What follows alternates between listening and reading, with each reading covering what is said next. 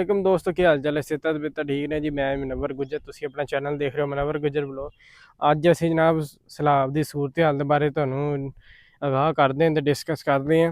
तो जनाब जिद्दां कि तुहानूं पता माइसपूरा वाली साइड से बंद तोड़ता सी, कि तुहानूं पता ही है कि भूसी वाली साइड ते कमाली वाली साइड ते पानी बहुत ज़्यादा होने की वजह तो ना माइसपूरा वाली साइड से बंद तोड़ना पिया मजबूरन।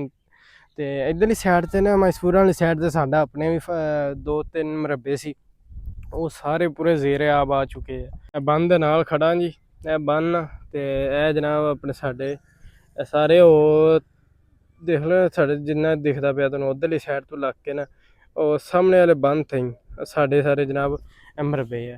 ते इत्थे दी सूरत हाल देख के ना तुहानूं की दस्सिए जनाब, दस्सण नूं दिल ते नहीं करदा।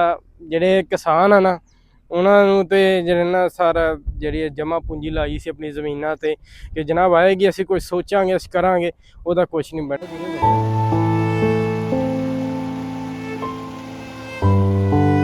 ਕਮਾਦ ਲੱਗਾ ਦਾ ਇਹ ਪਹਿਲਾਂ ਇੱਧਰ ਦੀ ਸਾਈਡ ਵਾਲਾ ਤੇ ਸਾਰਾ ਖਰਾਬ ਹੋ ਗਿਆ, ਬਾਕੀ ਅੱਲਾ ਕਰੇ ਥੋੜਾ ਨਾ ਬਚਿਆ। ਜੇ ਪਾਣੀ ਨਿਕਲ ਗਿਆ ਤੇ ਆ ਵੇਖੋ ਪਰਲੀ ਸਾਈਡ ਵਾਲੇ ਸਾਰਾ ਖਰਾਬ ਹੋਇਆ ਖੜਾ ਕਮਾਦ। ਅਗਲੀ ਸਾਈਡ ਤੇ ਵੇਖੋ ਜੀ ਤੈਰਾਕੀ ਕਰਕੇ ਉਹਦੇ ਵਿੱਚ ਨਾ ਉਹ ਆਪਣੇ ਬੱਚੇ ਬਾਲ ਬੱਚੇ ਲੈ ਕੇ ਆ ਰਹੇ। ਅਗਲੀ ਸਾਈਡ ਤੇ ਤੁਹਾਨੂੰ ਜਾ ਕੇ ਦਿਖਾਉਂਦੇ ਹਾਂ, ਉਧਰਲੀ ਸਾਈਡ ਤੇ ਕੰਮ ਬਹੁਤ ਜ਼ਿਆਦਾ ਖਰਾਬ ਹੋ ਗਿਆ ਕਿ ਉਧਰੋਂ ਸੜਕੀ ਦੇ ਵਿੱਚੋਂ ਨਾ ਪੂਰੀ ਸਾਰੀ ਪਾਣੀ ਦੇ ਬਹਾਵ ਦੇ ਨਾਲ ਟੁੱਟ ਗਈ ਤੇ ਪਾਣੀ ਦੇਖੋ ਜਨਾਬ ਬਹੁਤ ਤੇਜ਼ੀ ਨਾਲ ਆ ਰਿਹਾ ਦਾ।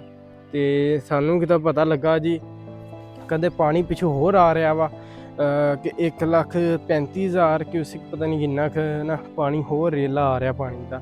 ਤੇ ਜੇ ਇੱਕ ਤਾਂ ਹੋਰ ਆਇਆ ਤੇ ਅੱਲਾ ਸਾਰਿਆਂ ਨੂੰ ਬਚਾ ਕੇ ਰੱਖਿਆ ਆਪਣੇ ਹਿਫਜ਼। ਵੱਡਾ ਕਮਾਦ ਆ ਤੇ ਹੁਣ ਇਹਦੀ ਹਾਲਤ ਦੇਖ ਲਓ, ਕਮਾਦ ਅੱਧੇ ਤੋਂ ਜ਼ਿਆਦਾ ਨਾ ਡੁੱਬ ਚੁੱਕਿਆ ਦਾ ਤੇ ਉਹ ਸਭ ਤੋਂ ਉੱਚਾ ਕਮਾਦ ਸੀ, ਉਹ ਥੋੜਾ ਜਿਹਾ ਨਾ ਬਚਿਆ ਦਾ ਤੇ ਪਾਣੀ ਇਸ ਜਗ੍ਹਾ ਤਾਂ ਹੀ ਸੀ।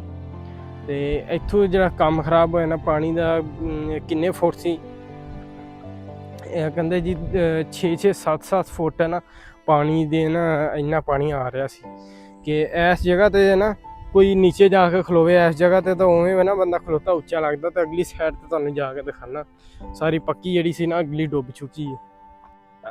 ਇਸ ਜਗ੍ਹਾ ਤੇ ਪੱਕੀ ਸੀ ਸਾਡੀ, ਇੱਥੋਂ ਅਸੀਂ ਜਾਂਦੇ ਰਹੇ ਥੋੜ੍ਹਾ ਹੋ ਅੱਗੇ ਕਰ, ਇਹ ਵੀ ਸਾਰੀ ਡੁੱਬ ਚੁੱਕੀ ਇੱਥੋਂ।